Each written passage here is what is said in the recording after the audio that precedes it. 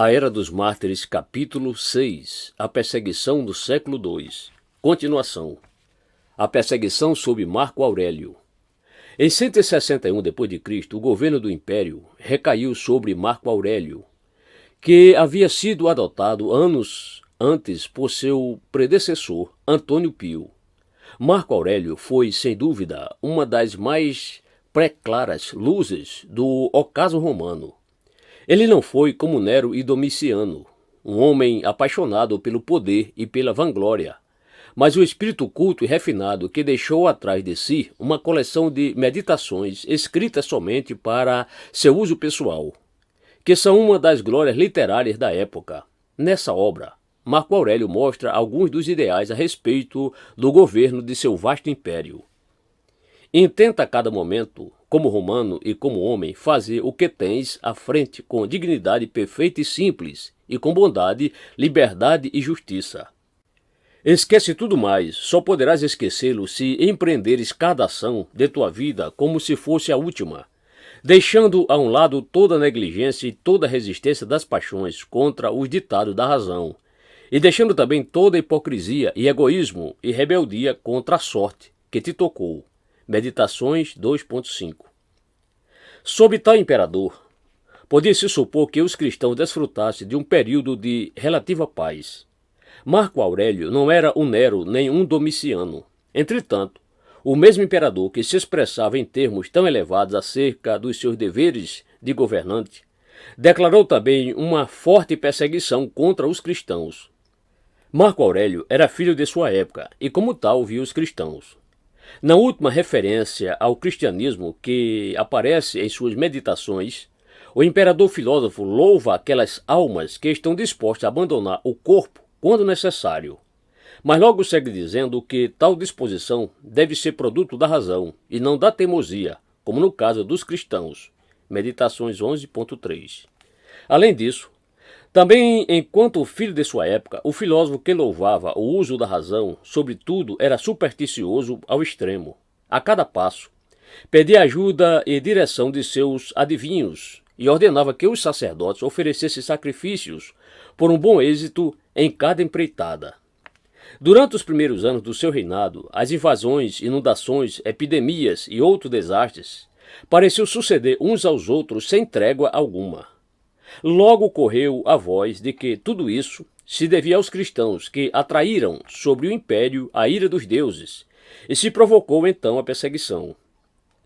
Não temos indício de que Marco Aurélio tenha pensado que os cristãos eram culpados do que estava acontecendo, mas tudo parece indicar que o imperador emprestou seu apoio à nova onda de perseguição e que via com bons olhos esse intento de regressar ao culto dos antigos deuses.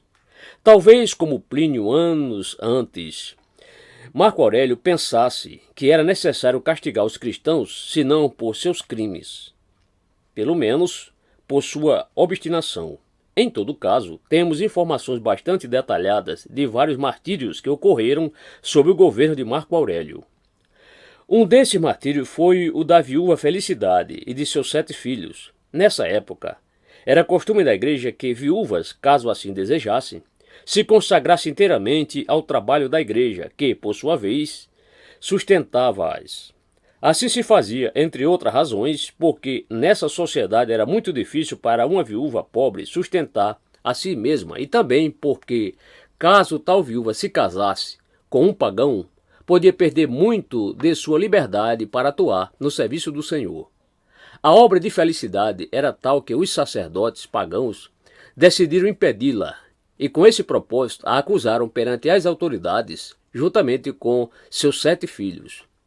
Quando o prefeito da cidade tratou de convencê-la, primeiro com promessas e logo com ameaças, Felicidade lhe respondeu que estava perdendo tempo, pois, viva, eu te vencerei, e se me matas, em minha própria morte, vencer-te-ei ainda mais. O prefeito então tratou de convencer aos filhos de Felicidade, mas ela lhes exortou a que permanecessem firmes, e nenhum só deles vacilou ante as promessas e as ameaças do prefeito. Por fim, as atas dos interrogatórios foram enviadas a Marco Aurélio, que ordenou que diversos juízes pronunciassem sentença a fim de que esses obstinados cristãos sofressem distintos suplícios. Outros mártires dessa época foi Justino, um dos mais distintos pensadores cristãos, a quem nos referiremos novamente no próximo capítulo. Justino tinha uma escola em Roma, onde ensinava o que ele chamava a verdadeira filosofia, isto é, o cristianismo.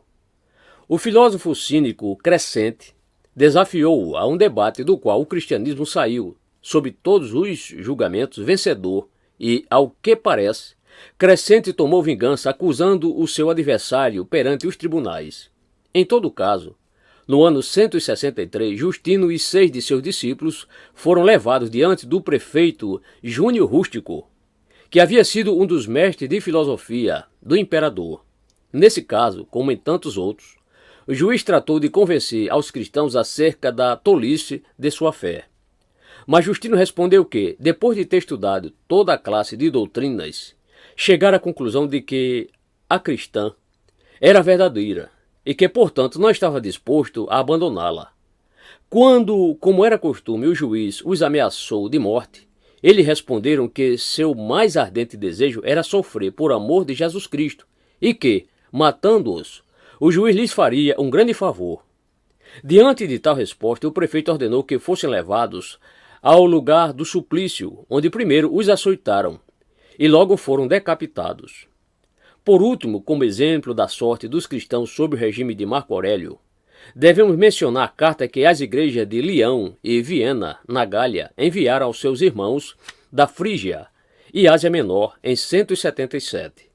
No princípio, a perseguição nessas duas cidades parece ter sido limitada a proibições que os impediam de apresentar-se em lugares públicos.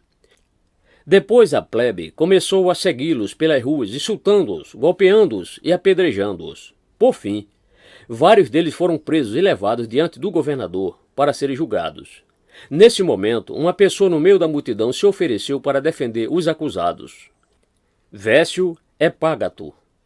Quando o governador lhe perguntou se era cristão, e ele respondeu afirmativamente, sem permitir dizer uma só palavra, o governador ordenou que o colocasse no grupo dos acusados.